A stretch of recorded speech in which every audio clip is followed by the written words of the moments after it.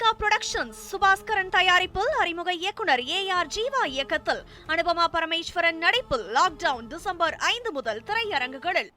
தமிழகத்தில் பெய்த மழைக்கு இதுவரை 3 பேர் உயிரிழந்ததாக அமைச்சர் KKSSR ராமச்சந்திரன் தெரிவித்துள்ளார்.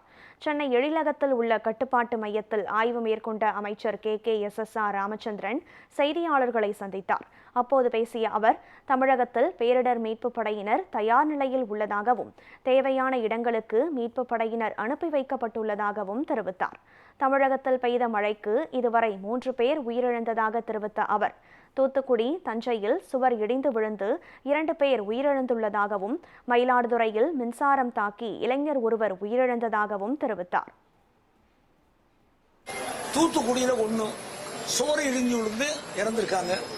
அதே மாதிரி தஞ்சாவூர்ல சுவர் இடிஞ்சு விழுந்து இறந்திருக்காங்க. மயிலாடுதுறையில் ஒரு 20 வயசு பையன் மின்சாரம் தாக்கி இறந்திருக்கார்கள். மொத்தம் 3 பேர் உயிரிழப்பு நேற்று மாலைக்கு மேலே நடந்திருக்கிறது. கால்நடை இறப்பு மொத்தம் 149.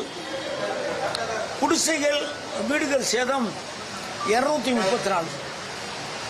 நம்மிடம் SDRF NDRF என்று சொல்லி ஏற்கனவே 28 குழுக்கள் இருந்தது. இப்பொழுது 10 குழுக்கள் வந்திருக்கிறது. அவர்கள் தனியாக விமானத்தில் வந்திருக்கிறார்கள். அவர்களும் சேர்த்து 38 பேர் நம்ம கைவசம் தயாராக இருக்கிறார்கள். எந்த பகுதிக்கு அவசியம் என்று தெரிகிறதோ அந்த பகுதிக்கு அனுப்புவதற்கும் தயாராக இருக்கிறோம்.